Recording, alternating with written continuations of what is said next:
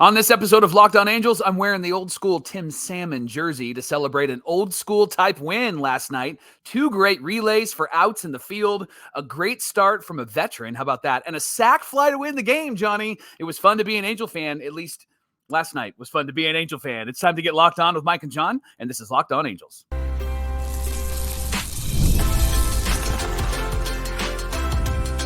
You are Locked On Angels, your daily Los Angeles Angels podcast. Part of the Locked On Podcast Network, your team every day. Hey, thanks for making Locked On Angels your first listen of the day. You can find us anywhere you get your podcasts, including Apple Podcasts, Spotify, and SiriusXM by searching Locked On Angels. And if you'd like to get back to the Super Halo Bros for all the Super Halo content, here's some things that you can do. Leave us a rate and a review on Apple Podcasts. Thank you to those that have done that recently. The 5 stars are awesome. Thank you for that. And if you're watching on YouTube, hit that thumbs up button. And if you're not subscribed already, what are you waiting for? Time to subscribe and become a Locked On Everydayer. And whether you're watching or listening, come over to YouTube, leave a comment. It's one of the best ways to get in touch with us and be a part of the conversation. And today's Locked On Angels is brought to you by eBay Motors. From brakes to exhaust kits and beyond, eBay Motors has over 122 million parts to keep your car, truck, or SUV on the road. With all the parts you need at the prices that you want, it's easy to bring home that big win at ebaymotors.com. Thanks for being here for this episode of Locked On Angels, where it's your team every day. You've got the Frisch brothers here with you, a.k.a. the Super Halo Bros. My name is John, and that's my brother Mike. And my name is Mike, and that's my brother John. Hey, we've been fans of this team for years. It's a pleasure and a privilege to be talking Angels baseball Monday through Friday, every single weekday. It's our 3rd season here at Locked On Angels. We were having a lot of fun because we get to podcast together. It's a lot of fun. Hey, on today's show, does this team need Mike Trout? Or should I say, does this team need Mike Trout? We'll talk about what that means coming up. And also, who should replace Detmers in the starting rotation? We're going to talk about the situation there, what that looks like. Mike, before we recap the game, I got 2 words for you. Okay.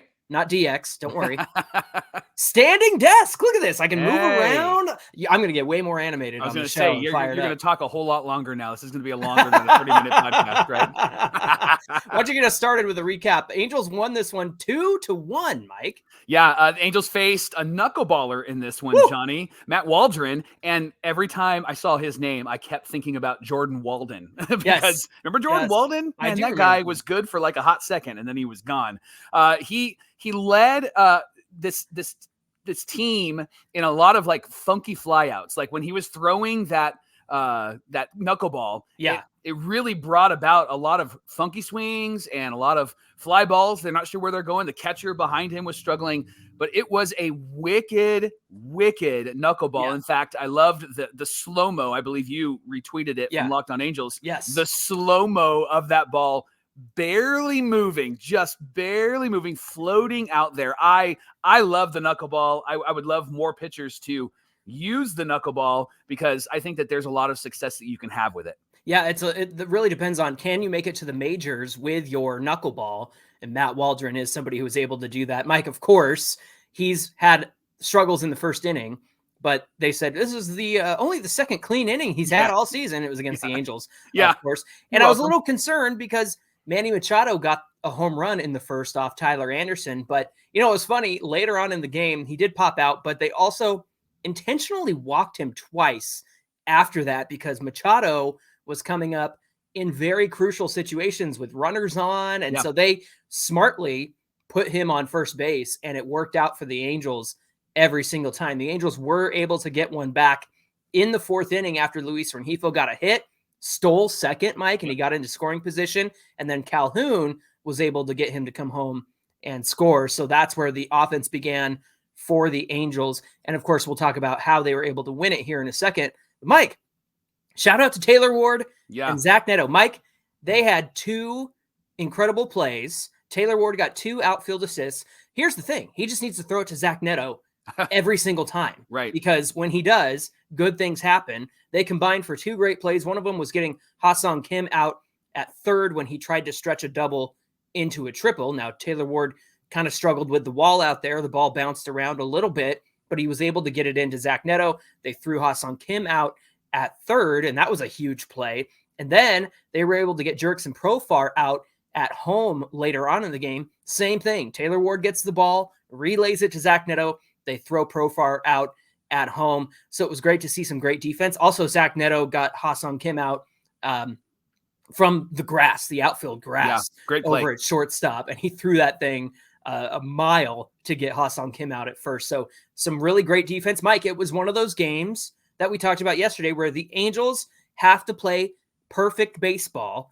And in those situations, anything could have gone wrong. Taylor Ward, letting that thing plinko out there in the corner of the wall in the stadium, but he was able to smartly get it in to Zach Neto, who threw out, again, Ha-Seong Kim at third and Profar at home. So it was very smart. And maybe they heard our conversation about baseball IQ yesterday, but the fact is they played really clean baseball last night. And I think that's honestly why it led to a win, in addition to Tyler Anderson's great start, right? Yeah, you said smart 3 times, Johnny, already on the show. And I it's find because I got a standing desk. Come right. on. I find it interesting, though, after our discussion yesterday, and we talked about boneheaded plays. Yeah. This team looked like a smart team last night. Right. They did everything right. And they have these games that show up every once in a while. And if they could do this more often, we would see them get some more wins, right? You put it perfectly yesterday. Between a 1 and a 10, where 1 is terrible and 10 is perfect baseball, there are 5. Yeah. And sometimes we get 5 and above, and sometimes we get 5 and below. Not 5 below, not the discount store.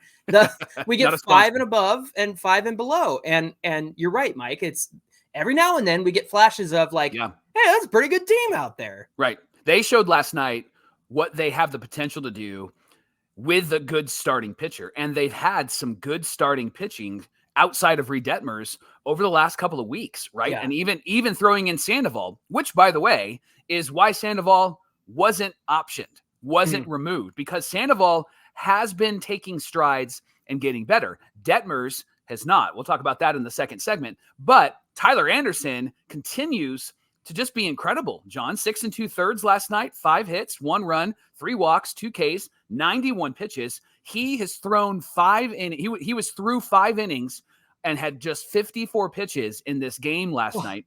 Pitch efficiency. Speaking my language, pitch efficiency, baby. We've been talking about that for a really long time, but he has really found it, John. And that's what's great about Tyler Anderson. Unfortunately, he's our quote unquote ace of this staff, and he shouldn't be the ace, right? We should have other pitchers, then he would be a great piece, but he's doing everything that he can to be successful. And what I appreciate about Tyler Anderson is he's doing what a veteran on this team needs to do. He's keeping the team in the game. It's not a blowout. He's helping them fight.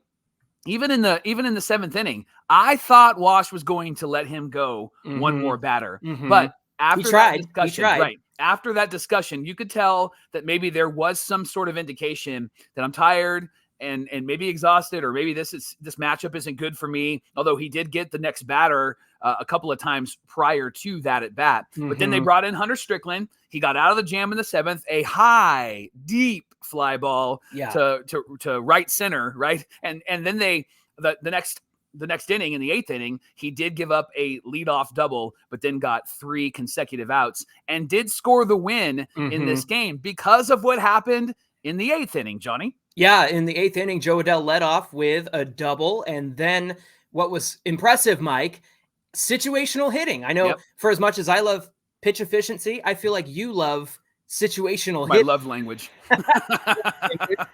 So it was great. He got on second, and Zach Neto had a sacrifice fly that moved Adell to third.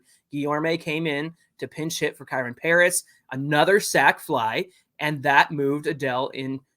He scored on that sac fly. Yes. Guillorme sac fly was the winning run because Jo Adell hit that double. Mike, he had an opposite field double that bounced off the wall past Fernando Tatis Jr. There, you might have stretched it into a triple, but the fact that he got the double out of it didn't push the issue. Again, smart baseball, smart decision-making, baseball.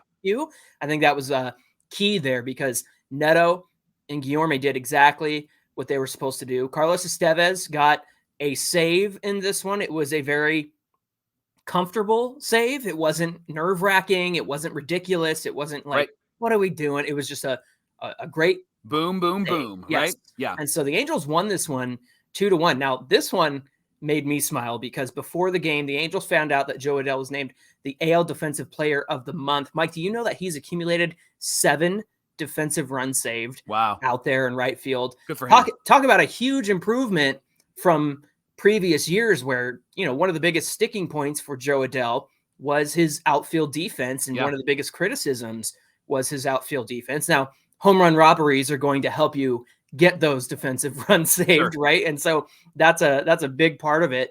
But at the same time, what an improvement for Joe Adell. Now, I know the strikeouts have crept back up. His K rate is back up again, something that they're going to need to work on. But that double was really inspiring just because he went the opposite way. Yeah. And when Joe Adell takes a pitch and goes the opposite way, he's got enough power to, I thought it was gone. I thought it was drifting enough to get over that yellow line. But at the same time, it was great to see that he got that double out of it, going the opposite way. And that's exactly what Joe Adell needs to work on and focus on. Can I say that I'm glad that it wasn't a home run? I'm glad it wasn't a home run because they manufactured that run. Yeah. And I love that they manufactured that run because they're going to hit the home run. That's going to come. It's inevitable. But the fact that they manufactured a run, runner at second, nobody out, then Neto hits a sacrifice fly, moves the runner over. Joe Adell's really fast on the bases. And then Guillermo had a great sac fly, deep enough to be able to score the run and to be able to see the fans recognize that the Angels did something, I'm going to say it, smart. That was good to celebrate last night because we have had moments where they've had flashes like this. If that team that we saw last night is the team that we could continue to play over the next few weeks, they could really pile up some wins. And that's what makes me so frustrated. And I think it's what makes everydayers frustrated is we see the potential, but then there's a 1-for-32 streak with Joe Adell and 15 Ks, right? We see the potential, but then there's a missed sack bunt, or you're not moving a runner over, or second and third, nobody out, and you don't score. Yeah, you don't slide. So frustrating, right? So last night was one of those games where we're like, see, we knew you could do it, right? Got a lot of faith in you. I love that. I love that. Hey, the Angels are playing the Padres again, 6:38 Pacific time. Of course, we want to thank you for making Locked On Angels your first listen every single day. You can catch every pitch of the Angels Padres tonight. Patrick Sandoval's on the mound. You can listen with the SiriusXM app on SiriusXM with the SXM app. Just search Angels. I'm all flustered. I got a standing desk. We got standing desk. We got a win. Let's go. You got to watch. If you're listening on the audio side, you just got to come over and watch John. I'm gonna bounce out of frame. Yeah, exactly. Hey, coming up, Detmers gets replaced in the rotation. Who's going to replace him? What's the situation there? We're going to talk about some names that could potentially be ready in time for when that spot comes up, and we'll get to that in just a minute. Well, right now in sports, it's the NBA, almost NBA Finals. No, it is the NBA Finals, right? It's the Celtics and the Mavs, NBA Finals. And then in the NHL, they're getting close to the Stanley Cup. And if you're not a fan of those sports, or you don't have your team that's currently playing in those sports, or maybe even if your team is playing, let FanDuel help you out. Enjoy the games. They're going to give you a shot to bring home a really big win. Right now, new customers can get $150 in bonus bets with any winning $5 bet. Again, that's $150 to bet on the spreads and the money lines and the player props and so much more. Just with a $5 bet that wins, you'll get $150 added onto that. So visit FanDuel.com/lockedon. When you go to that website, they're going to know that you came from Locked On Angels. Helps us out, helps you out, helps them out. So visit FanDuel.com/lockedon. You can make every playoff moment count. FanDuel is America's #1 sportsbook. This is the Locked On Podcast Network, where it's your team every day. Everydayers, if you haven't done so already, check out Locked On Sports Today. It's a free 24/7 sports streaming channel program just for you, covering all the top stories of the day across the sports world. It's free on YouTube 24/7. It's free on Amazon Fire TV Channels app. Of course, you're going to get all the analysis, opinions, and news that you're looking for from all of the great Locked On Podcast Network hosts. It's part of the Locked On Podcast Network, where it's your team every day. And speaking of your team every day, the Angels are back at it tonight at the Big A against the Padres, 6:38 Pacific time. You can catch every pitch of the Angels' hometown broadcast on SiriusXM with the SXM app. All you got to do is search Angels. Well, after Reid Detmers' last start, he was optioned to AAA. And so because he's in AAA, there's been a lot of discussion about what the Angels are going to do. Now, we're going to give you some names of potential guys that could slot into the starting rotation for Reid Detmers. But it sounds like perhaps he could get a couple of starts and then be called back up for his regular spot in the rotation around June 15th. My opinion is I think you keep him down there for a little longer. In fact, I said on yesterday's show, you keep him down until September because he looks lost. He looks scared. That might be too much, but I think that you got to give him some time to really figure out some things because he's really been struggling. So here are some names of some potential replacements, some guys that could fill in for Reid Detmers. The first, Johnny, is, of course, Chase Silseth, who was on the IL, was injured. Jeff Fletcher tweeted that Silseth threw 3 innings on Friday, so he would need maybe at least 2 more minor league outings to be ready to go. His next start in the minors is scheduled for Thursday, which would make it really tough for him to line up for the 15th, which is when the Angels could potentially need that extra starter, that 5th starter against San Francisco. Wash said they're just going to go with 4 until then, and they're going to make a decision about what they want to do on that day. But there still is some time to pick a starter. But Chase Silseth is a potential guy. My guess would be that we probably won't see him on the 15th if Detmers is not ready to go. Yeah, it's kind of pushing it, right? They want to build him back up. They want him to be able to throw 80 pitches plus, and so he's got to work on getting that back up again.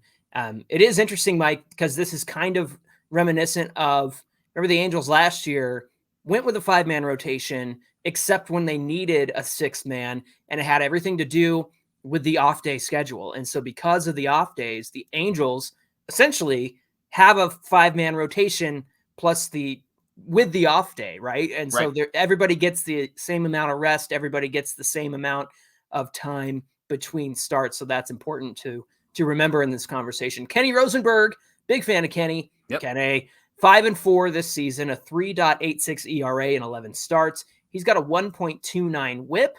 It's a pretty good numbers, Mike, for AAA, where the ball flies around in that league. And we all know that pitching, you don't really get an accurate read because pitching numbers can be inflated, and so can hitting numbers, but inflated in the wrong direction. And so to hear that he has a sub-4 ERA is pretty encouraging. Same thing with Davis Daniel, who is 3-3. He's got a 5.65 ERA in 11 starts and a 1.53 WHIP, but he did just pitch a quality start on Sunday. He did. Listen to this: 6 innings pitched, 7 hits, 2 earned runs, 3 walks, 8 Ks, 23 whiffs. I think those season stat line numbers of 5.65 ERA, little inflated again. I think that we've seen good stretches out of Davis Daniel up in the majors. Of course, they've brought him up several times and didn't use him.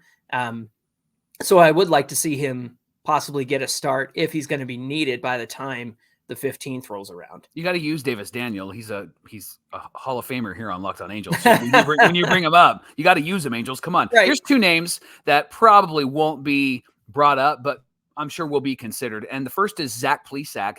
Really struggling, John. I know that there is inflated numbers, but these numbers don't look good at all. 2-7, 6.52 ERA, 11 starts, 1.6 WHIP, and then currently injured right now, but Andrew Wantz has been stretched out to be a starter. He's had a couple of really good starts, but recently has struggled. He's 1-2 with a 4.15 ERA, just 4 starts with a 1.1 WHIP. The WHIP is actually really good, but he is currently on the IL. Then next up, we have Brett Carey, who's 2-1. He's got a 4.17 ERA, 8 starts in 9 games. So he did have a bullpen spot there, a 1.11 WHIP. Now, the only thing about Brett Carey is he's not on the 40-man roster, so the Angels would need to make a move there. How about from AA? They have Victor Medeiros. He's 3-3 with a 4.35 ERA in 10 starts and a 1.34 WHIP. That's pretty good. We saw him pitch a lot in spring training, so he's an interesting option. And then Jack Kohanowitz, he is 1-5 with a 6 ERA in 10 starts with a 1.45 WHIP. Probably not somebody that they'll go to. Mike, if you had to guess, or if you had to even make your pick, who are you taking from these options? Well, did you notice that we didn't mention Caden Dana, and that was on purpose? Thank you. Because that guy needs to stay down there and continue to develop. But Johnny, I think that the most logical decision would be Kenny Rosenberg if they need a starter on the 15th, if they're not going to call Reid Detmers back up. But my heart says I'd love to see Davis Daniel get a shot, because Davis Daniel, I think, has a bit more of a trajectory of being a starter. Kenny is kind of a long reliever, a little bit older, and I would love to see Davis Daniel get that shot, especially against San Francisco. It'll probably be a day game. They'll probably be, they're going to be outside near the water. So I would love to see him go out there and hopefully maybe give us a good 5-6 innings. I'd love to see what he can do. And so my heart says Davis Daniel, but I would guess that Kenny Rosenberg is going to be the guy that they're going to call up if they do call somebody up outside of Detmers. Yeah, that'll be the definition of a spot start, having Kenny Rosenberg come up and give them, at least 5 if that's what they can get out of him. And you're right, it's going to be one of those getaway games probably. And so it'll be interesting to see how the Angels play this out. They've got options. We'll see how things land. They might even bring Kenny Rosenberg back. Sorry, Lemon got very excited about Kenny Rosenberg. They might even bring Reid Detmers back by that time. So we'll see what happens there. Well, if you're working on your car, then let eBay Motors help you out. They have everything that you need to maintain your vehicle. And even if you don't need to maintain it, maybe you need to level it up to peak performance, you can with eBay Motors. They've got superchargers and roof racks and exhaust kits and LED headlights and so much more. I wonder if a supercharger would work on my Jeep. That could be fun. Of course, I'm not going to take it anywhere to supercharge except maybe down the boulevard in my town. But other than that, eBay Motors would love to help you out to maintain your vehicle or level it up with over 122, ready, Johnny, million parts for your auto. You can find exactly what you need and what you're looking for with ebaymotors.com. And they have an eBay Guarantee Fit, which means that your part is guaranteed to fit your ride every single time, or they're going to give you your money back. With all the parts that you need at the prices that you want, it's easy to turn your car, truck, or SUV into the MVP and bring home that win. So keep that car, that truck, or that SUV alive at ebaymotors.com. Eligible items only, exclusions do apply, and the eBay Guarantee Fit is only available to U.S. customers. Mike, we have gone troutless for more than a month. It's been a month. A little bit more than a month since Mike Trout got hurt. It was announced that Trout went on the IL with a torn meniscus on April 30th. This is interesting. Listen to this.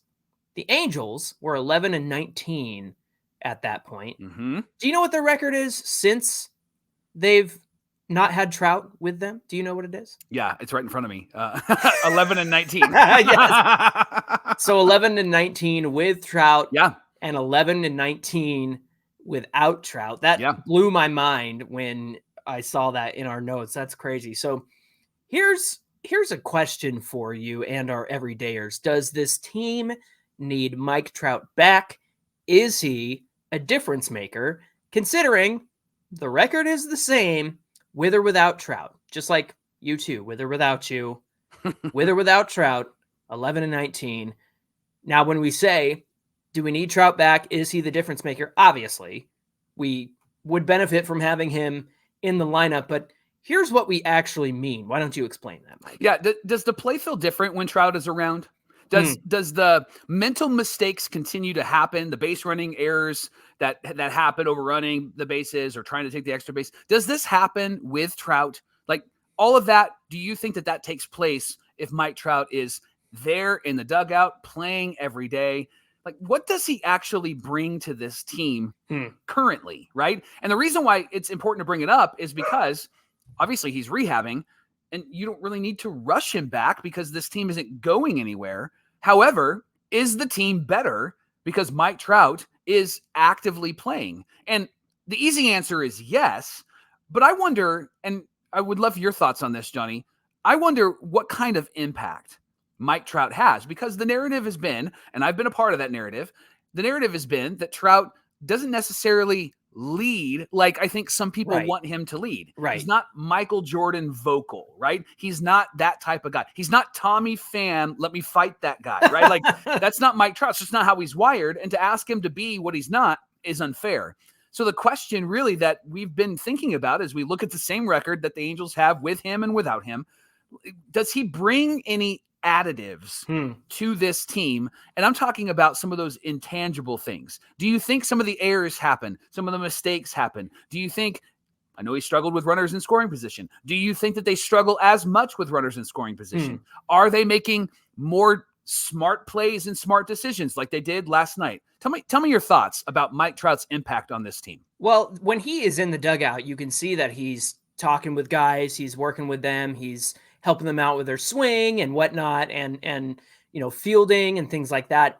So obviously he's got the wisdom, right, Mike? He's got things that you would want to listen to. If you're going to learn from anybody, it's Mike Trout. Now, he might not be the vocal leader, the Kobe Bryant style leader that we have wanted him to be and Angel fans have wanted him to be. At the same time, I think he might be the guy who can put his arm around you and say, hey, like, go back out there, do it better next time. That sort of thing, just the encouragement.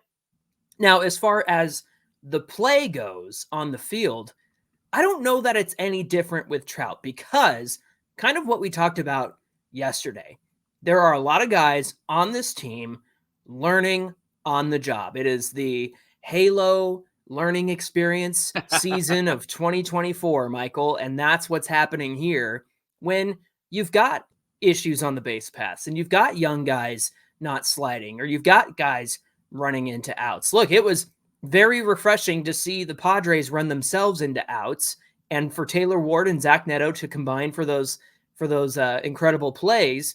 And it was like, man, I'm so glad that's not us for a change. I'm so glad that somebody else is making mistakes and somebody else is struggling out there.